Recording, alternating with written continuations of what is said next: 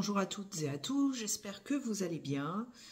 Alors, je refais une vidéo concernant l'affaire Lina, puisque depuis ma précédente vidéo que j'ai postée la semaine dernière, je crois, on a appris de nouveaux éléments. Alors, en préambule, ce que je voulais dire, c'est que de toute manière, faut pas se leurrer, en fait, les infos qui sont communiquées au public par l'intermédiaire des médias, c'est au compte-gouttes. Je ne sais pas si vous avez remarqué, mais on a des informations un peu disséminées pêle-mêle, et on n'a absolument pas les éléments dont disposent les enquêteurs, qui eux ont beaucoup plus d'informations, ce qui est normal, et c'est pas divulgué au public parce que il faut bien protéger le secret de l'instruction. Donc de toute manière, je fais cette petite aparté pour dire que on peut faire autant d'hypothèses qu'on veut, vu qu'on n'a pas les éléments dont disposent les enquêteurs, ça restera que des hypothèses et des suppositions. Voilà. Alors, qu'est-ce qu'on a appris récemment ? Alors, depuis quelques jours, il y a des nouvelles informations qui ont été communiquées. Alors, premièrement, concernant Samuel Gonin en lui-même, on a appris qu'il avait importuné en août 2023, donc quand il a effectué toute cette série de délits, que ce soit les vols avec violence. D'ailleurs, il y a eu la nonagénaire qui a témoigné, je crois, auprès d'un journal pour expliquer son agression. Le braquage de la supérette, avec le vol des 200 balles ou 300 euros qu'il a piqué dans la caisse en menaçant la caissière avec un couteau. Comment on dit, les grivelleries, je crois. Enfin bref, il a fait le plein sans payer l'essence. À 3 reprises dans la même station essence. On apprend également qu'il a eu un comportement totalement inapproprié auprès de clientes dans 2 bars-restaurants alors je ne sais pas si c'est à Besançon même, mais en tout cas c'est aux alentours de Besançon, tant et si bien qu'il avait un comportement tellement inapproprié, il faisait du harcèlement, que les gérants de ces 2 bars-restaurants l'ont carrément viré de leur établissement. Tout ça pour dire qu'effectivement, il était en roue libre et qu'il avait un comportement qui pouvait être violent par rapport aux femmes.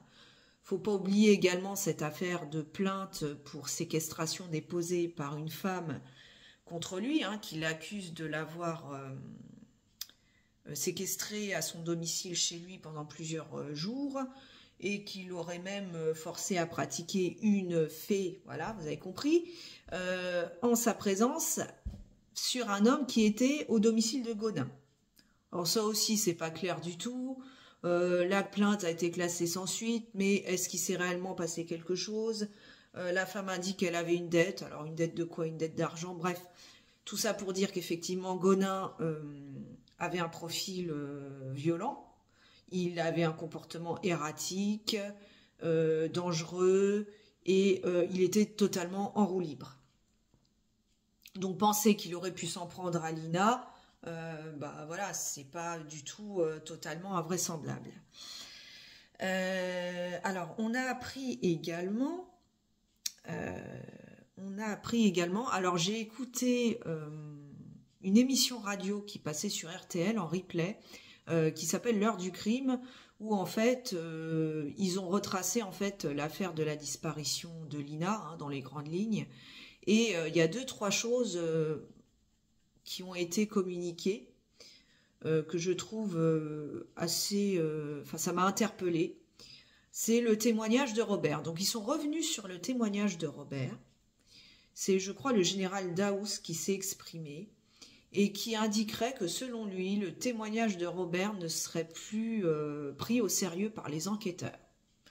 Donc moi, ça m'a interloqué parce qu'en fait, depuis le début de cette affaire, son témoignage est, semble-t-il, pris au sérieux. Et là, en fait, on nous indique que non, c'est plus vraiment pris en compte, sans nous dire réellement pourquoi.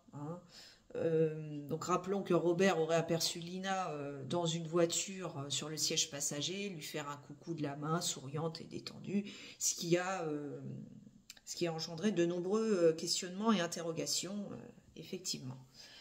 Donc là, on nous dit dans cette émission que son témoignage n'est pas forcément crédible, qu'il n'est plus pris au sérieux. On rappelle que Robert soutient que pour lui, il a vu Lina, qu'il la connaît depuis toute petite, qu'il sait à quoi elle ressemble, qu'il fréquente le proxy où elle faisait son stage, etc., etc. Alors ensuite, dans cette émission, on nous dit qu'on ne remet pas en cause la bonne foi de Robert, mais que d'après eux, il se serait trompé de jour ou même de personne. Bon. Rappelons quand même que Robert dresse un portrait robot du conducteur qui ressemble quand même à la description physique de Gonin, puisqu'il décrit un homme avec une barbichette et des pattes qui rejoignent ses cheveux. C'est quand même un peu la coupe de cheveux de Gonin. Mais bon, là on nous dit qu'il faut plus tenir compte de ce témoignage. Alors il y a un truc qui m'a interpellée, c'est que dans cette émission, ils disent que Robert aurait aperçu Lina en voiture entre 11h et 11h15. Effectivement, là, ça pose problème, puisque on rappelle qu'il y a 2 témoins oculaires qui ont vu Lina sur la D350 en train de marcher à pied. C'est comment on appelle ça, j'ai un trou de mémoire, pas un ouvrier, mais un artisan, voilà, qui passait sur cette route au volant de son fourgon, qui aurait croisé Lina vers 11h10, 11h15, et peu de temps après, l'ancien maire, qui l'a croisé, alors aux alentours, je ne sais pas exactement, à la minute près, entre 11h15 et 11h20, sur la D350. Donc effectivement, ces 2 témoins qui l'ont aperçue sur cette route, elle ne peut pas être en même temps à pied sur la D350 et à la même heure en voiture sur la route des Princes, qui est à peu près à 5 minutes en voiture de la départementale 350. Donc effectivement, ça colle pas, quoi. Elle n'a pas le don d'ubiquité, Lina. Donc voilà, au niveau des horaires, il y a un truc qui colle pas. C'est peut-être pour ça que le témoignage de Robert n'est plus vraiment pris en compte. Bon. Voilà. Alors, qu'est-ce qu'on sait d'autre également? J'ai vu passer une info. Alors, sur cette émission, l'heure du crime, qui dure à peu près 3/4 d'heure, on apprend quelques éléments, notamment sur les traces ADN qui auraient été retrouvées dans le véhicule, la Ford Puma. Donc, là, on nous donne des infos, mais c'est pareil, c'est pas clair, on rentre pas dans les détails. Donc, des traces ADN auraient été retrouvées sur la banquette. Donc, on ne sait pas, la banquette arrière. Apparemment, pas de traces de sang appartenant à Lina. Pas de traces ADN dans le coffre de la voiture. Donc certains veulent rester optimistes en disant que tant qu'on n'a pas retrouvé de traces de sang, ça veut dire on n'est pas sûr qu'elle ait été un TUE, accent aigu E. Mais bon, pour moi, ça ne veut pas dire grand-chose. Gonin a très bien pu nettoyer un peu la voiture. Rappelons qu'il va s'écouler 3 mois entre le moment où Lina est embarquée dans cette voiture le 23 septembre 2023 et le moment où Gonin est interpellé en janvier 2024 à proximité de la frontière espagnole au niveau de la commune de Sijan. Donc il a peut-être fait un petit nettoyage. Je ne sais pas pourquoi, mais ça me fait penser à l'affaire Maëlys et Nordal Lelandais qui avait nettoyé pendant 2h30 de fond en comble sa voiture, qui avait servi à kidnapper Maëlys, et ça n'a pas empêché l'équipe scientifique de retrouver des traces ADN dans l'habitacle. Tout ça pour dire qu'effectivement, même si un nettoyage a été fait, on retrouve toujours plus ou moins des traces ADN, et que l'absence de traces de sang ou l'absence de traces ADN dans le coffre de la voiture, pour moi, ça ne veut pas dire grand-chose. Tout ce qu'on sait, c'est que Lina a été enlevée par ce véhicule. Et vraisemblablement par Gonin lui-même, n'en déplaise à certains. Pour moi, c'est Gonin qui l'a enlevé. Alors, un autre élément que j'ai vu passer dans les médias, on en sait un peu plus sur cette voiture volée. Apparemment, cette voiture a été volée donc de plaques d'immatriculation allemande. Elle a été volée dans un parking de supermarché allemand. Donc c'est normal, hein, une plaque d'immatriculation allemande en Allemagne. Là où ça devient intéressant, c'est que ce supermarché se trouve seulement à 1h30 de Besançon. Donc potentiellement, ça pourrait être Gonin lui-même qui ait volé ce véhicule en août 2023, là où il commet frénétiquement tout un tas de délits. Voilà, rappelons que lui, au cours de sa garde à vue en janvier 2024, il va indiquer que c'est un SDF qui lui aurait passé cette voiture pour la somme de, je crois, 100 €, ce qui paraît totalement invraisemblable. Donc voilà, hein, il a pu mentir à ce sujet-là concernant le vol, hein, il a pu le commettre lui-même.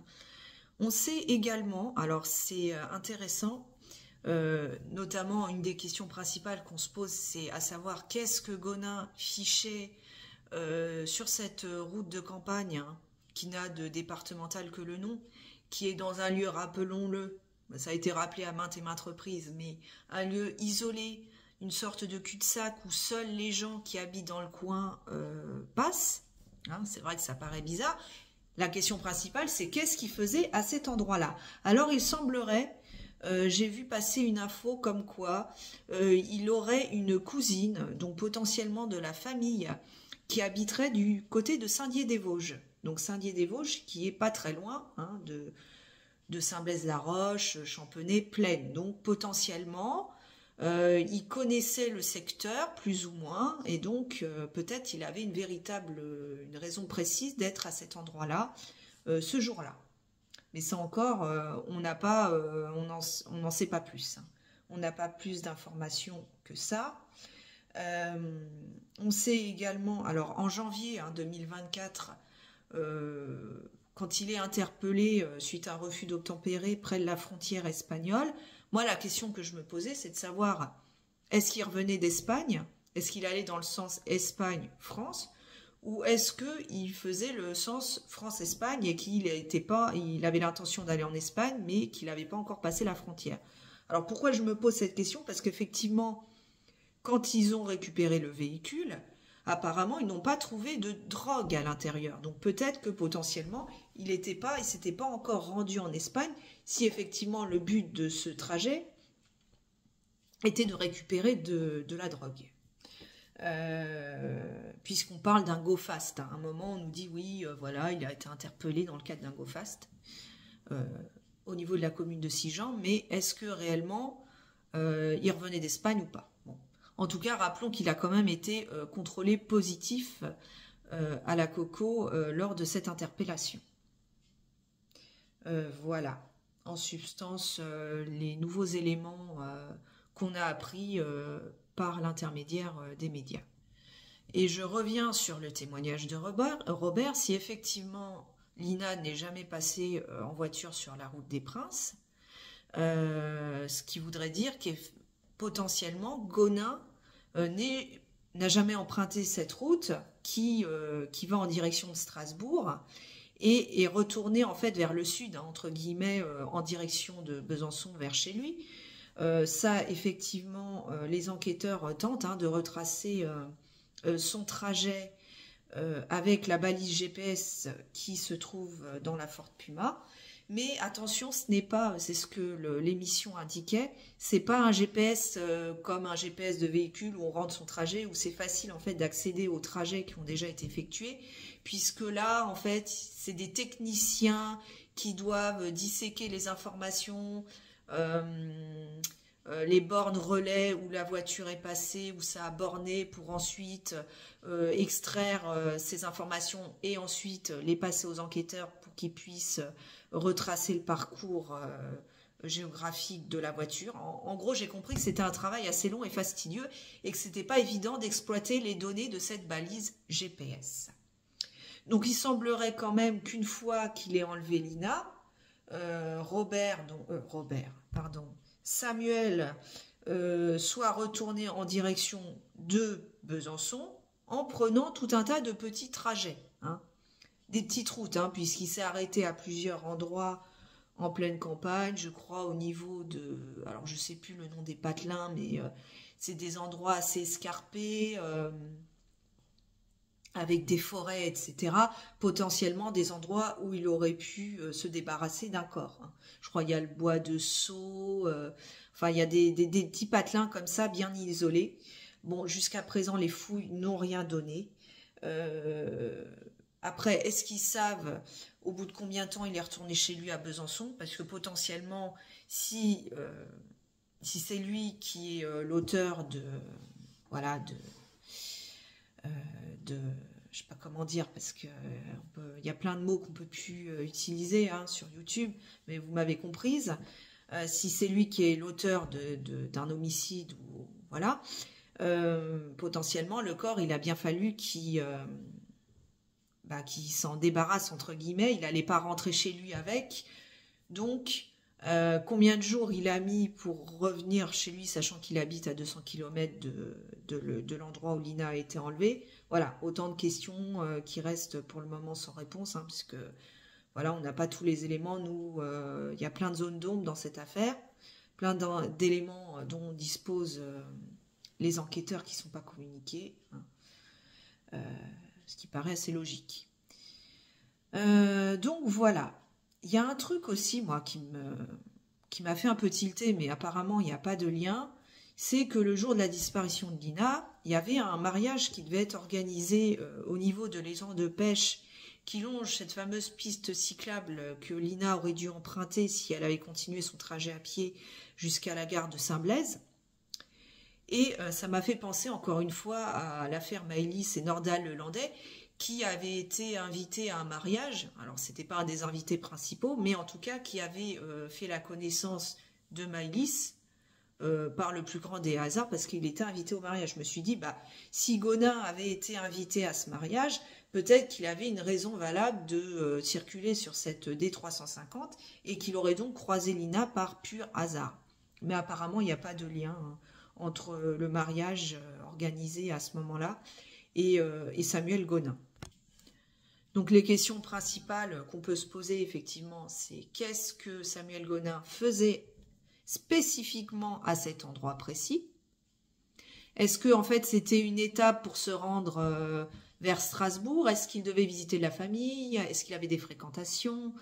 Voilà, certains pensent qu'il avait repéré Lina depuis un certain temps. Moi, j'ai du mal avec cette piste, tout simplement parce que déjà, il habite à 200 km et que il faut pas oublier que 2 jours seulement avant la disparition de Lina, il était encore à Besançon, puisqu'il a été filmé par la caméra de cette station-service Avia. Donc, repérer Lina, je vois pas trop comment il aurait pu la repérer. À la limite, s'il avait fait des courses au proxy, voilà, mais comment il pouvait savoir où c'est qu'elle habitait? Et comment il pouvait savoir que ce samedi-là, elle allait sortir de chez elle à 11h et quelques? Encore une fois, il n'y a que quelques personnes qui étaient au courant, même si Lina passait beaucoup de temps sur les réseaux sociaux, elle relatait pas sa vie minute par minute en disant, bah là, je vais sortir de chez moi, là, je vais rejoindre la gare. Enfin, non, voilà. Effectivement, sa mère était au courant, Tao était au courant, certaines de ses amies étaient au courant, mais il faut arrêter, hein. Je ne vois pas comment Gonin aurait pu être au courant. Mais bon, je ne sais pas, hein. Il y a plein de zones d'ombre, de toute façon, dans cette affaire. Tout ça pour dire, effectivement, que qu'est-ce que Gonin faisait là? Alors, soit, pour moi, il n'y a pas 36 solutions. Soit c'est un enlèvement spontané, opportuniste. Gonin, pour X raisons, s'est trouvé sur cette D350. Il croise Lina par hasard. Voilà, il y a des gens, ils aiment bien circuler en voiture, prendre des petites routes, se perdre dans les méandres des routes de campagne, voir des nouveaux lieux comme ça, ça leur, comment dire, ça leur fait du bien à la tête, entre guillemets, ça leur vide la tête de circuler sur des routes qu'ils connaissent pas, qui sont pas fréquentées. Il faut savoir que Gonin, bon, bah, il circule à bord d'une voiture volée, il évite les grands axes, a priori. Et peut-être que, tout simplement, c'est le fruit du hasard, il va croiser Lina par le plus grand des hasards. Malheureusement pour Lina, c'est un enchaînement de mauvais concours de circonstances. Dans ce cas-là, elle a vraiment pas de chance du tout. Et elle va tomber sur la route d'un déséquilibré, qui, pris d'une pulsion, va l'enlever. Voilà. Donc là, on est dans le cadre d'un enlèvement opportuniste. C'est une possibilité, hein. Moi, je vois pas trop comment il aurait pu repérer Lina à l'avance, mais bon. Ensuite, on a, deuxième hypothèse, l'enlèvement prémédité. Donc l'enlèvement prémédité, ça implique que Gonin ait enlevé Lina pour le compte de quelqu'un d'autre, d'un tiers ou de plusieurs personnes. Moi, au début, je penchais un peu pour cette hypothèse. Pourquoi ? Parce que Lina, tout simplement, n'a pas la vie d'une adolescente de son âge. Elle n'a pas une vie tranquille, une petite vie tranquille et classique. Il lui est arrivé plein de trucs traumatisants. Elle a porté plainte pour Loave.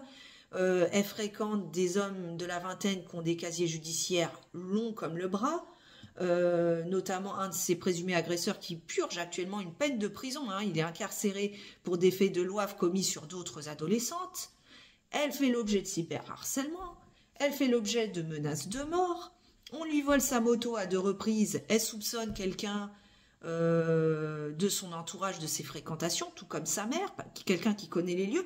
Donc effectivement, c'est pas idiot de se dire qu'elle aurait pu faire l'objet d'une vengeance, d'un traquenard, de la tirer dans un guet-apens en faisant appel à un tiers, en l'occurrence Samuel Gonin. Mais bon, plus j'y pense et plus j'ai l'impression que cette hypothèse est un peu tirée par les cheveux.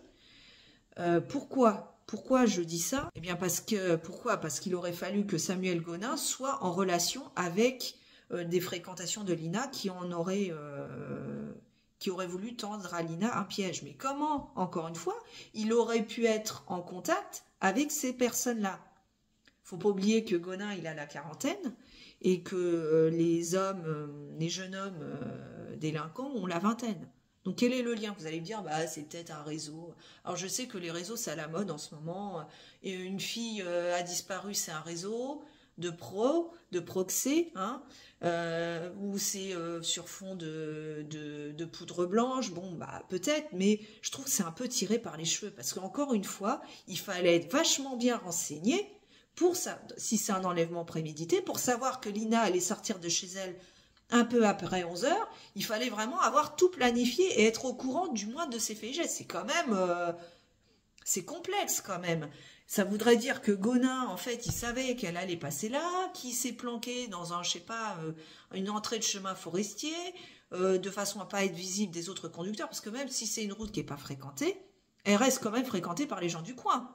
Et il a eu un pot quand même incroyable de pas se faire surprendre par un conducteur au moment où il embarque Lina. Parce qu'il ne faut pas oublier que 2 minutes seulement avant, il y avait l'ancien maire qui passait. Bon. Bref, pareil, j'ai un peu de mal à croire que Lina soit montée de son plein gré dans le véhicule de Samuel Gonin. En effet, elle était méfiante et elle avait de quoi être méfiante avec toutes les menaces qu'elle avait reçues. Je pense qu'elle ne serait pas montée de son plein gré à bord du véhicule d'un inconnu. Et j'ai plutôt l'impression que Samuel Gonin a pu la menacer, par exemple avec un couteau comme il l'a fait avec la caissière, pour l'embarquer de force. Pour moi, ça paraît plus cohérent que le fait que Lina serait montée de son plein gré, qu'elle aurait éteint elle-même son portable, qu'il l'aurait entre guillemets embobiné pour la faire monter en voiture. Je pense que non, il l'a pas embobiné, il l'a fait monter de force et qu'elle a été enlevée contre son gré. Hein. Pour moi, après ça n'engage que moi, c'est mon opinion. Donc voilà ce que je voulais dire concernant cette affaire. On voit qu'on en apprend un peu plus là, hein, ces derniers jours, concernant Samuel Gonin. Voilà, il y a également, j'avais vu passer un témoignage, je crois que c'est une de ses anciennes compagnes, c'est pas la mère de ses enfants, mais je crois que ça doit être la dernière compagne avec laquelle il a vécu pendant quelques mois, qui lui aurait, Samuel Gonin lui aurait confié qu'il en avait marre d'être un gentil garçon, qu'il en avait marre d'être gentil, que maintenant il n'allait plus se soumettre au code de la société actuelle et qu'en gros il allait faire ce qu'il voulait et qu'il partait totalement en roue libre. Ce qui un argument de plus pour dire qu'effectivement il était capable de faire n'importe quoi. Et c'est peut-être ce qu'il a fait malheureusement avec Lina. Voilà ce que je voulais dire au sujet de cette affaire. Je crois d'ailleurs qu'il y a une émission qui va passer ce soir, ce vendredi soir sur BFM, émission Fil Rouge, où ils reviennent un peu sur le profil psychologique de Samuel Gonin. Ça peut être intéressant à regarder. Donc voilà ce que je voulais dire sur l'affaire Lina. Bon, je m'excuse à l'avance, les propos sont un peu décousus. Voilà, moi je fais les vidéos un peu one shot, hein, je prépare pas à l'avance, je regarde un peu ce qui se dit sur Samuel Gonin, les informations que j'ai un peu entendues par l'intermédiaire des médias, mais bon.